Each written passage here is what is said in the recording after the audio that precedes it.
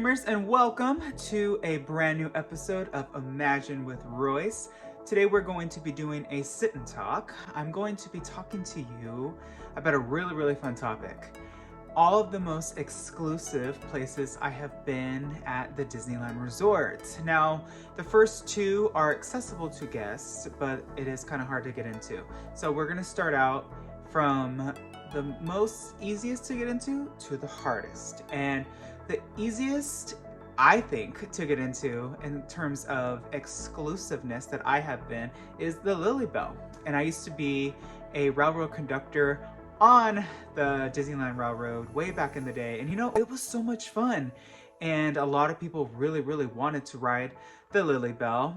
And it wasn't a place that we let just every guest go. A lot of times our leads would be like, hey, you know, we're not allowing anybody in the bell today, or if we have enough staff, we, you know, make magic.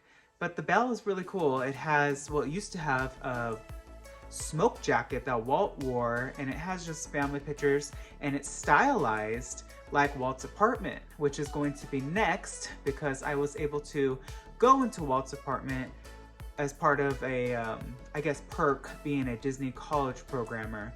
And the Disney College program had a really good relationship with guest relations, and they helped us do a lot of really cool things, like also go to the Dream Suite and ride Space Mountain with lights on. If you're a DCP alumni, you know what I'm talking about. Yeah, Walt's apartment was pretty cool. We were in there in the time where it was still okay to sit on the furniture, and I know that's not the case today. The recent pictures that I've seen, it's kind of like roped off, but we were sitting on that furniture.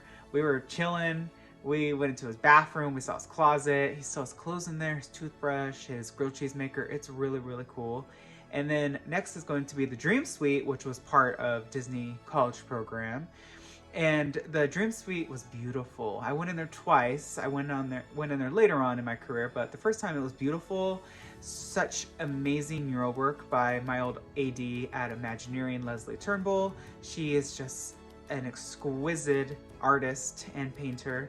And the rooms are so beautifully designed. There is this bathtub that has this beautiful, like, gilding the lily of everything you could possibly think of in terms of a tub. The roof above the tub is like LED lights and it glitters. It's just stunning.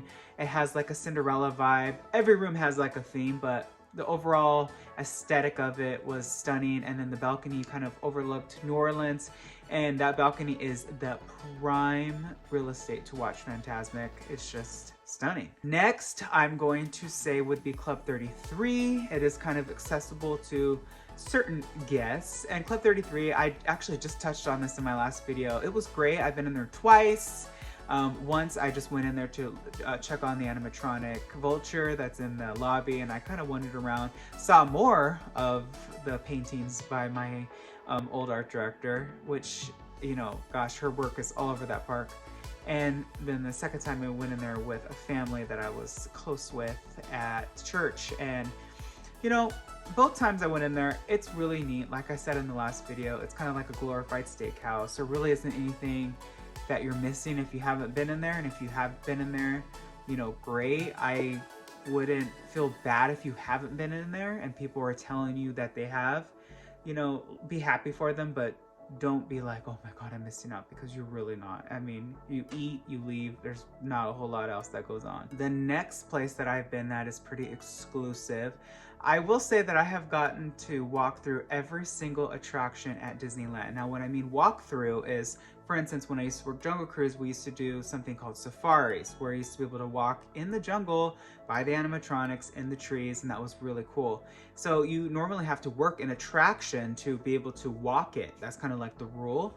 But being working under Imagineering Anaheim, I had to have access to every attraction. So that also required a lot of work. We had to do a lot of like testing and stuff that, you know, you had to be up to date with safety and where to stand, where can't you stand. And walking all the attractions was spectacular. It was really cool. I will say that my top 3 favorite attractions that I walked through was going to be the Matterhorn. That was just a dream come true. Me and my mentor actually like raced on the tracks to see who could beat each other back. And it was scary because we did this like at 3 a.m. There's no one there. and coming into the Yeti's lair when you see him and he's still like glowing his eyes. It was pretty intimidating, but you know, we were doing work, we were checking on the figures, but it was still really cool to walk through. The next neat attraction is going to be a dark ride, and this is Peter Pan's Flight.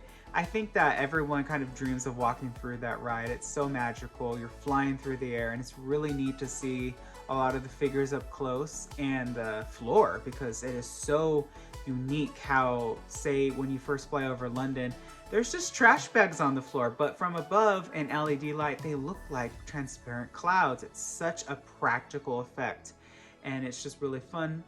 Next, oh, let's see, maybe Indy. Indy was pretty cool to walk through. I also walked through is in the mouth of the Grizzly River Run attraction.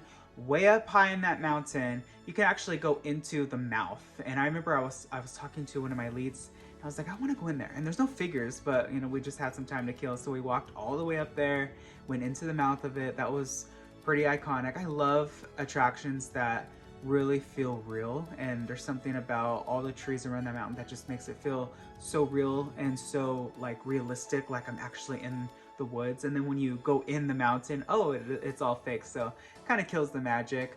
Another really cool attraction to walk is Racers.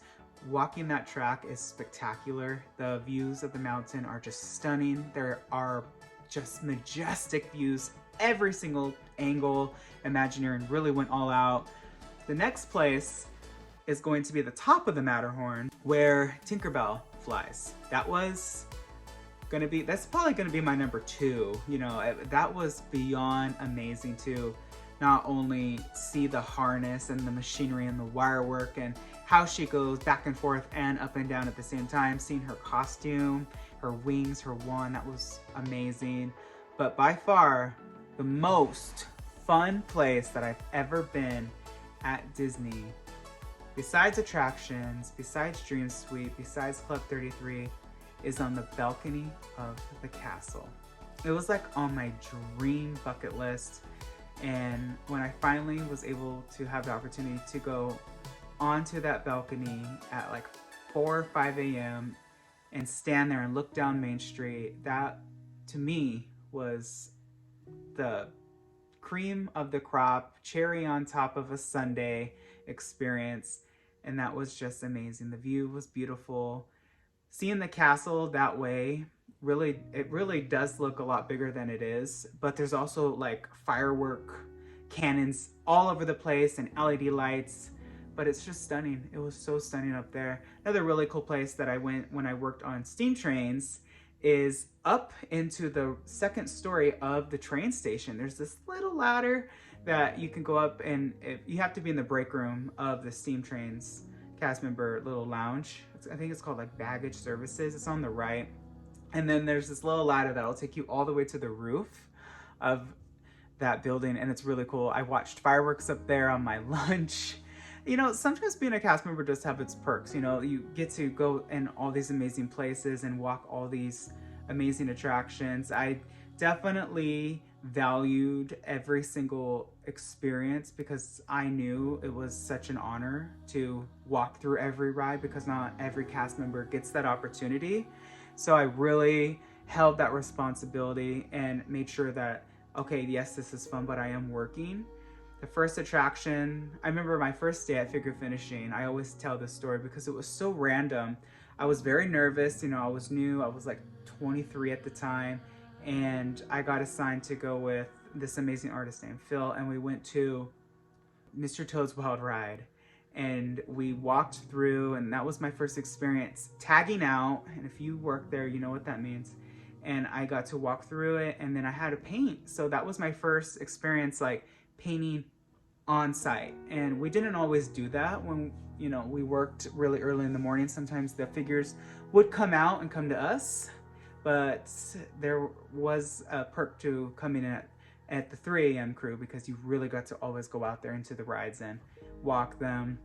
Another few notable attractions that are just really charming to walk through is Small World. It's kind of complicated because you truly have to learn balance and jumping skills from boat to boat. So that's a lot of fun. I really honestly enjoyed walking through Jungle Cruise again and again. Like it was kind of like I'm home. I love that. And then also, I will never forget walking around the entire Disneyland resort on the track. I wore the wrong shoes and we walked the railroad track entirely.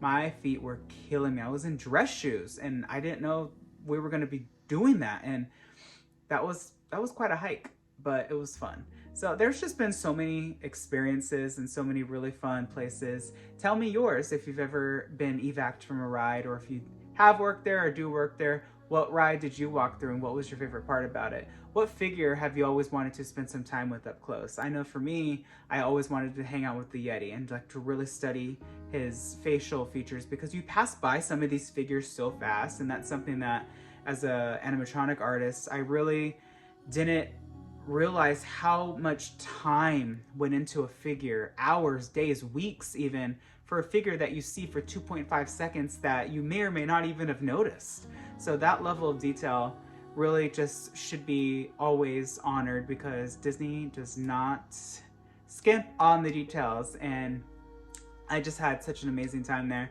So yeah, those are kind of like the coolest places that I've ever been. I've also, of course, got to walk through the animation studios in Burbank. I've got to go to Glendale. That was amazing. So just iconic, true places where Walt used to walk. There's just a charm about it. There's just something that truly just makes it seem extra magical. I don't know. Maybe I've inhaled too much pixie dust over the years, but yeah, those were my experiences. I know a couple of you have been asking, so that's kind of my stories. I'm sure there's more that I'm forgetting. You know, there's so many attractions, and a lot of them are the same, a lot of them are different. Like subs are a whole video in themselves. Thunder is a whole video in itself. But yeah, thank you so much for joining me today. If you liked this video, please give it a thumbs up. Please hit subscribe, and I will see you next time on Imagine with Royce.